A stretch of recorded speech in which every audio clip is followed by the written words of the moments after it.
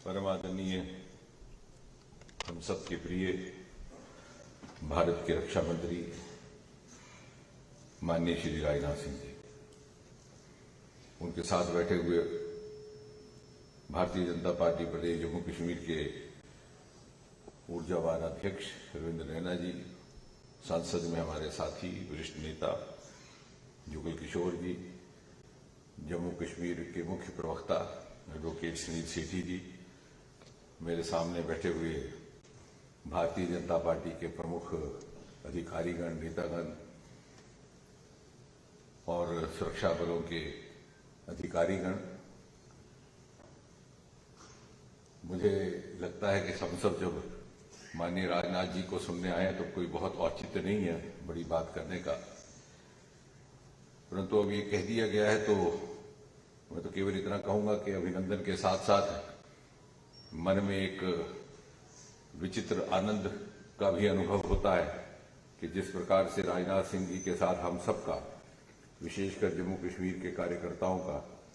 एक बड़े लंबे कालखंड से बड़ा करीब का संबंध रहा है। जैसे सुनील जी ने कहा, वो बहुत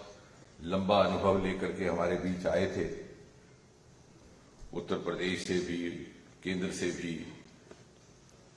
भिन्न भिन्न जिम्मेवारियों को निभाते हुए हमारे प्रभारी भी रहे, मार्गदर्शन भी करते रहे, कहीं राष्ट्रीय महामंत्री के रूप में, कभी अध्यक्ष के रूप में। और जितना प्रवास उनका रहा है जम्मू कश्मीर का पिछले 10-15 वर्षों में, मुझे नहीं लगता कि अधिकतर इतना प्रवास हो पाता है केंद्र से किसी नेता का। और शायद कुछ लोगों को स्मरण होगा कि यूपीए की सरकार में एक सांसदों का दल बना था, Jammu Kashmir MPs expert group, वो भी आप ही की अध्यक्षता में था और पूरे प्रदेश का बड़ा विस्तृत भ्रमण रहा, दूर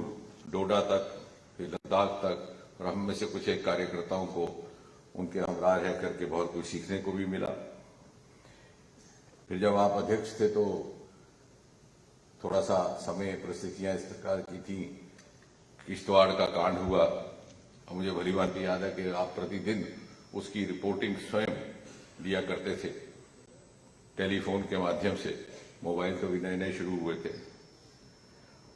और गृह मंत्री के रूप में, जैसे अभी रविंद्र जी ने कहा, लेकिन मैं कहूंगा कि प्रमुख जो हमारी उपलब्धियां रही जम्मू कश्मीर की दृष्टि से, और जो हमारी मांग चली आ रही थी कई दशकों से, पहला तो जो बंकर्स का निर्माण हुआ वो आदरणीय राजनाथ सिंह जी के कार्यकाल में हुआ। बड़े लंबे समय से बंकर की मांग थी कि जब भी वहां पर गोलाबारी होती तो सीमाओं पर रहने वाले लोग, कोई जाकर के पंचायत घर में शरण लेता, कोई किसी स्कूल में, किसी रिश्तेदार के यहाँ। जब बंकर्स की आपने आदेश जारी किया तो पहले तो कम्युनिटी बंकर्स क्या हुआ, फिर कुछ लोगों का आग्रह था, ब्रिगेडियर सुचेत सिंह जी जैसे सीनियर लोगों का, कि नहीं फैमिली बंकर्स होने चाहिए। आपने हमारा वो भी आग्रह स्वीकार किया, हालांकि उसके लिए बहुत अधिक बजट की भी व्यवस्था करनी पड़ी। दूसरी मांग, चूंकि ये युवाओं का कार्यक्रम है, एक बहुत बड़ा भेदभाव हो रहा था 4% आरक्षण का, जो एलओसी पे दिया जाता था लेकिन अंतर्राष्ट्रीय सीमा पर नहीं दिया जाता था, क्योंकि तत्कालीन जो नेशनल कॉन्फ्रेंस और कांग्रेस की सरकारें थी उन्होंने वोट बैंक के आधार पर वहां आरक्षण दे दिया, लेकिन यहां उनको लगता था कि शायद वोट की इतनी अपेक्षा नहीं है, तो इस क्षेत्र का तिरस्कार हुआ था। वो भी आपके होते हुए हमें 4% आरक्षण प्राप्त हुआ। और युवाओं की ही दृष्टि में से ही आप ही के होते बटालियंस रेज करने का भी आदेश हुआ। इत्तेफाक से संयोगवश ये युवाओं का कार्यक्रम भी है, युवा मोर्चा भी इसमें सक्रिय है, और ये बात कहना उचित भी रहेगा। रक्षा मंत्री होते हुए जो अनेकों बदलाव आए हैं प्रधानमंत्री श्री नरेंद्र मोदी जी के नेतृत्व में और आपकी देखरेख में, उसमें से एक बहुत प्रमुख ये है, शायद उसका हमें कभी कभी एहसास नहीं होता, कि एक जमाना था कि हिंदुस्तान विदेश से लिए हुए हथियारों पर निर्भर था। आज पिछले कुछ एक वर्षों में भारत से बाहर निर्यात होने वाले डिफेंस इक्विपमेंट की मात्रा 6 गुना बढ़ गई है। 6 टाइम। और अभी परसों ही आपने देखा होगा टेलीविजन में जो हमारे प्रमुख निर्णय हुए प्रधानमंत्री मोदी जी के अमेरिका यात्रा के दौरान, उनमें से एक तो ये था कि वहां की general electric Hindustan aeronautic limited के साथ मिलकर के फाइटर जेट निर्माण करेगी। और दूसरा जो और भी गौरवान्वित करता है वो ये कि अमेरिका के नेवल शिप हमारे यहाँ के शिपयार्ड्स में आकर के अपनी सर्विसिंग और रिपेयर कराएंगे। आज से 100 वर्ष पूर्व जब हवाई जहाजों का चलन नहीं था और यातायात का अधिकतर माध्यम समुद्री जहाज था, तो ये सारे जहाज बाहर के होते थे। आज इस प्रकार की काया पलट हुई है कि वहां के जहाज आकर के, और ये विश्वसनीयता है हमारी क्षमता की, जिसके कारण ये संभव हो रहा है। क्वांटम टेक्नोलॉजी आई है जिससे माध्यम से डिफेंस में भी इजाफा होगा। बहुत अधिक बात नहीं करते हुए युवाओं की दृष्टि से मैं समझता हूं कि एक स्वर्णीय काल ये भी है कि हमारे यहां 70% से अधिक 40 बरस से कम अवस्था की जनसंख्या है। लेकिन इसका अर्थ ये नहीं है कि बुजुर्ग अब चल बसे। अगर आप ग्राफ देखेंगे पॉपुलेशन का, इट इज बाइफेसिक। प्रतिशत 40%, 40 साल से कम अवस्था के 70%, लेकिन कुल मिलाकर के 60 बरस से ऊपर की आयु के लोगों की संख्या भी बढ़ती जा रही है। और इसका समन्वय बना करके किस तरह से इसको राष्ट्र निर्माण में लगाना, ये हमारे लिए एक चुनौती रहेगी।